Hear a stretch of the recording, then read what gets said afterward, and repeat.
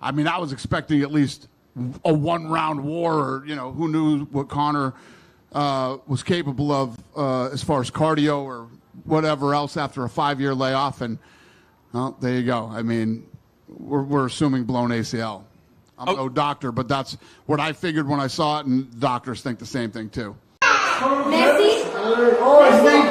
You hurt his leg already? Oh! Hurt his leg already?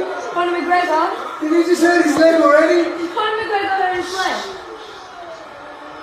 You don't move like you're risky doing that stuff, bro. He said he's going to play this. Oh, shit, you know.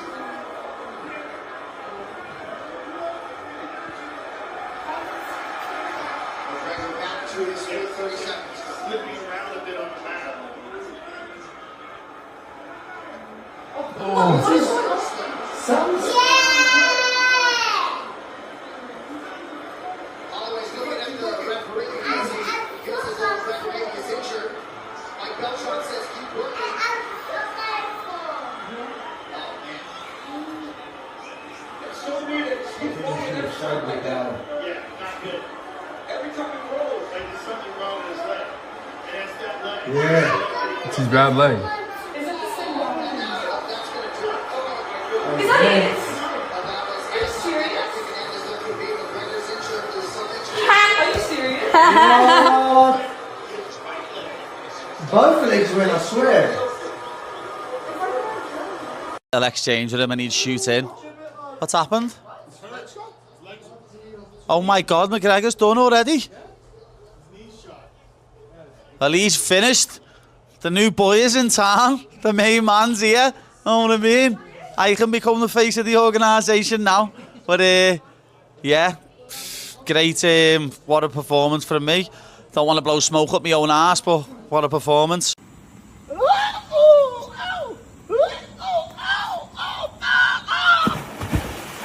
like to talk to him, unfortunately. Hey guys, let's give it up for Conor McGregor, guys. What an absolute animal. When we were in here, he kept trying to say, I was trying to come on fight, and he came out having to fight hard. Hey, but you guys are lucky, because there's going to be a Holloway vs. McGregor 3 now. Let's get this fucking money, boys! I understand you'd like to see a rematch. Snaps his foot. And he winces in pain. Fuck! I fucking hate my life!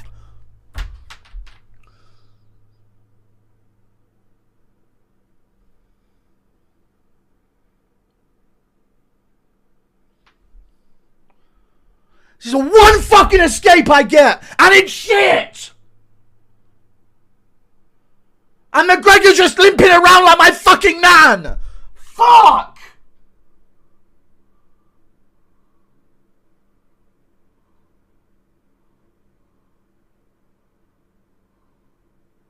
The wait is finally over. McGregor versus Holloway 2 has been decided, and there's a clear winner. But before these two superstars ever stepped into the octagon together, a long list of fighters, coaches, analysts, and former champions weighed in with their predictions. Some backed McGregor's skill and experience, others leaned on Holloway's speed and gas tank. Now it's time to look back and see whose red actually held up. Michael Bisping, for one, believed the move up to welterweight would ultimately benefit McGregor.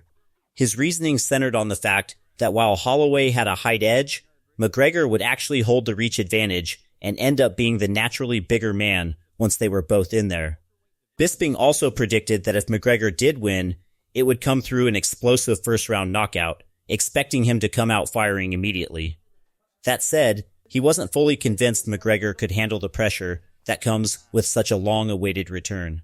At welterweight, at 170 pounds, that immediately favours Conor McGregor. That's just a fact. Max Holloway, yes, he's taller, but he has a shorter reach. He's 5'11", Conor's 5'9". Conor's got a 74-inch reach. Max Holloway, 69-inch reach. Now, if Conor gets this job done, if he can win this fight, right, it's going to be an explosive knockout in round one. And it favours Conor early because he is the heavier guy naturally. On the night, I'm going to guess he's going to be about 185 pounds. We saw what happened with Max Holloway and Charles Oliveira. He was controlled and taken down by the bigger guy, right? And the better grappler, to be fair. Conor's not a grappler. Conor's not going to do that. Conor's going to come out and swing for the fences because that's what he's always done. And by the way, he's also going to have, in my opinion, some nervousness, a little bit of anxiety as he's still got it, right? I don't think the moment's going to get to him because Conor McGregor is a master of those big moments. On the flip side, though, Bisping flagged another important piece of the puzzle he felt a knockout was really McGregor's only realistic route to victory. His thinking was that after such a long layoff, McGregor simply wouldn't hold up well the deeper the fight went. In Bisping's eyes, if Holloway could just weather that early storm, the rest of the fight would belong to him, powered by his speed and endurance. From there, Max would keep landing combinations, piling on the pressure, and gradually breaking McGregor down round by round. But I'll be honest, outside of a first round knockout, which could happen, it's then going to go dramatically downhill for Conor McGregor because he's never been good in rounds 2, 3, 4, and 5. He just hasn't, okay? He wasn't in his prime, and I don't think he will be at almost 38 years old with 5 years away from the octagon. If Max Holloway can survive that first round, then it all goes downhill. Max Holloway starts to take over. Max Holloway starts to land more and bigger and longer combinations with more meaningful shots. Starts getting a little bit fancy with it. Starts throwing in the spinning back kick to the stomach, to the face. Starts pointing down at the canvas because he sees Conor McGregor tired and he knows that the victory is within his sight. Okay? I predict Max Holloway will be the winner on Saturday night. I believe that Conor McGregor is going to go out there. The crowd is going to be ridiculous, okay? The anticipation for the fight is through the roof. The demand for Conor McGregor is still there. And Max Holloway, people love this guy. Ariel Helwani, meanwhile, laid out several unanswered questions hanging over both fighters heading into the bout. He wondered how Holloway would handle the jump to welterweight and whether the added size would affect his usual speed and stamina, though he didn't see this as a major concern, given Holloway's always carried a naturally big frame anyway. The bigger question mark, in Helwani's eyes, was McGregor. How much would the layoff, the injuries, and any lingering questions about motivation weigh on a man who was once one of the most feared athletes the sport has ever seen? At some point, Max is going to slow down. Prior to the Oliveira fight, he wasn't slowing down at any point. So there's a million questions there. How's he going to look at 170? You know, I think that's a really interesting thing that not enough people are talking about. Just with that extra weight, I don't think it will be a huge deal because probably when he's fighting at 55, he's getting like. I suspect Max is going to weigh in at like 168. You know, like I don't think he's going to struggle to make 170. I mean, he's a big boy. Well, I was with him one time in Hawaii, and his ass was at 185. Yeah, so I'm just curious how he looks. And then obviously there's like a gazillion stories with Conor, the layoff, the injuries, all the other shit that he's had to deal with, you know, the body. And then there's just like the silk pajamas thing, right? Like the Marvin Hagler line. Is he really truly motivated at this stage with all that success and fame and fortune and all that? Is he truly motivated to push himself like he was 10 years ago? Does he have that chip on his shoulder? Like, you know, but a lot of bad stuff has happened over the last couple of years to him. And his Q rating has gone down. And maybe that's the motivation to remind people who he is, to write those. Joe Rogan added that the toughest test for McGregor would likely arrive once the fight pushed into the later rounds. In his view, rounds 2 and 3 would be the real proving ground, where it becomes clear whether McGregor could still keep pace with a high-volume fighter carrying a strong gas tank after so much time away. He also questioned just how hard McGregor had genuinely trained for this, pointing out that clips online only ever tell part of the story. That said, Rogan admitted that if McGregor came back sharp and dropped Holloway in the very first round, it would completely reshape how people viewed this entire comeback. Boy, we're going to find out. We're really going to find out what's going on if it gets into the second and third rounds. That's when we're really going to find out. We'll know. We'll know immediately. At that point. But I mean, whether or not he can really fight for 5 rounds. Like against a guy know if he can, man. With a great gas tank. Yeah. After 5 years of tearing your body up.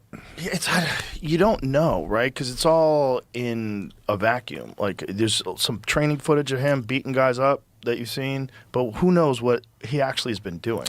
We know he's been partying, but has he also been like really training? Because if he's been really training and he shocks everybody because he's still got his skills. Yeah. I mean, my God, if he somehow or another sparks out Max in like the first round, do you know how big he becomes? He's right back. Right back. Right back. I mean, like, he's right back. Him and Justin Gaethje, the biggest fight in the history of the known universe. That would be sick. They go for the BMF title at 170. Right. Connor's like, I don't want to cut any weight. That fight. Along those same lines, Rogan and his panel also dug into Holloway's frame and how it might translate to welterweight. Rogan pointed out that Max had always carried more natural size than people gave him credit for, even back at featherweight, noting he was noticeably big even outside the gym, bigger than his reputation suggested. From what Rogan saw in his training footage, Holloway looked strong, settled, and genuinely comfortable carrying that added weight.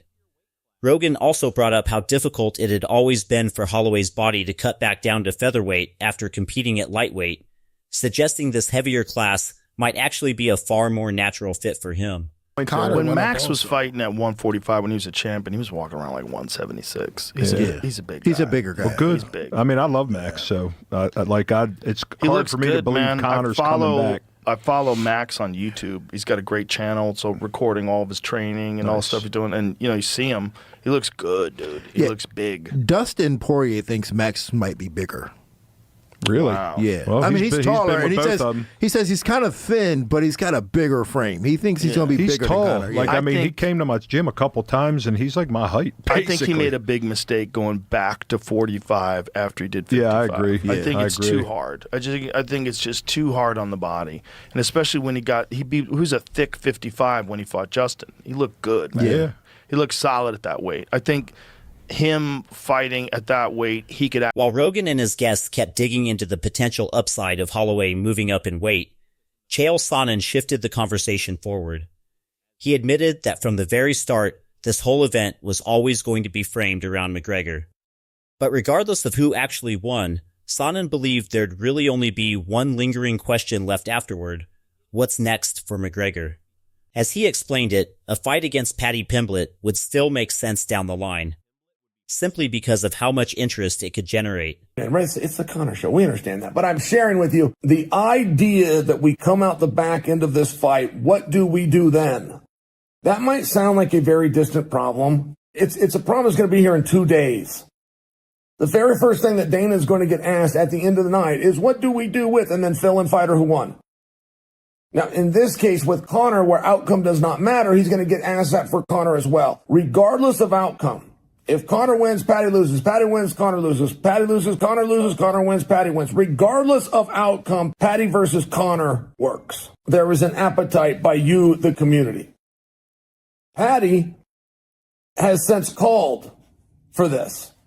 Paddy has since openly said, respectfully, that a fight with McGregor is something that... Continuing that thread about McGregor's future and the hurdles ahead, Emma Guru also questioned whether he could keep his threat level up beyond the fight's opening stretch. He argued Holloway had become a far more complete fighter since his featherweight championship days, sharpening not just his cardio, but his technique and striking as well. Guru predicted Holloway would stay composed, target McGregor's lead leg, and refuse to get pulled into the psychological warfare McGregor's known for. He expected McGregor's explosiveness to be genuinely dangerous early on, but felt Holloway's relentless pressure would eventually take over as the later rounds unfolded. Early game has improved since when he was featherweight champ. He was a bit of a cardio merchant at featherweight, but I think his technique and his striking, as he's moved up in the divisions, has gotten a lot better. Man, I think Holloway's going to do this. I think he's going to stay composed, go out there, stomp the lead leg of McGregor quite a bit. McGregor's going to do it. What's that? What's that? He's going to be pulling out all the fucking classic McGregor emotes from your favorite McGregor fight. A little clap with his hands in front of Holloway. Wide, Chuck Norris style, yeah? I'm going to come out there, wide hands, Chuck Norris style, yeah? And say, what have you got? And you'll do nothing. You know what I mean? He's going to have all of it. All of your favorite McGregor classics. Okay? But I think Holloway still wins. I think Holloway's going to smirk at it, laugh at it. We did what we did, brother. But then as time goes on, McGregor is more hittable in those later rounds, in the second, third, fourth, fifth round. Beyond that explosive moment in the first, he does just get stung by jabs. Continuing his breakdown, Mema Guru explained why he believed McGregor's real danger zone would actually come after those early exchanges settled down. He pointed out that McGregor has often relied on making opponents hesitate standing with his hands low, baiting them, waiting for that perfect counter, but argued that trick loses its edge once Holloway absorbs his best punches early and keeps coming forward. From there, Guru expected Holloway's elite jab and combination work to start landing consistently by rounds 2 and 3, gradually putting McGregor in real trouble. He even floated the idea that McGregor might resort to his trademark guillotine attempts if things got desperate on the ground, but ultimately believed Holloway would slip free of the submission and go on to secure the win. Twos. You know? In a lot of his fights, he'll do a lot of like standing there with his hands down and waiting to pull out the way of shots and throw back. But once that's not going to KO you anymore, which happens at around the late second round mark of the fight, once he's not going to chin you with that, you can start following up with your first strike. And Holloway is a master at the jab 2, at the 1-2 down the pipe. That's his game. I can so see him clipping McGregor in the second and third round. I think we're getting a McGregor guillotine, Paul. It's crazy, I know, but McGregor does love himself a guillotine.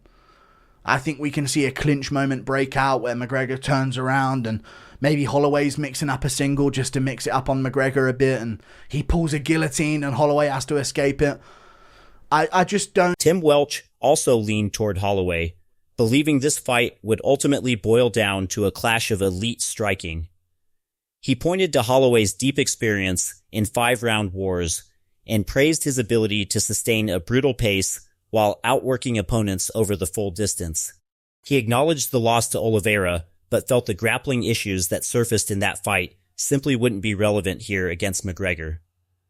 Welch expected McGregor to find real success early on, particularly through the first 2 rounds, but ultimately believed Holloway's pressure, volume, and toughness would take over from there.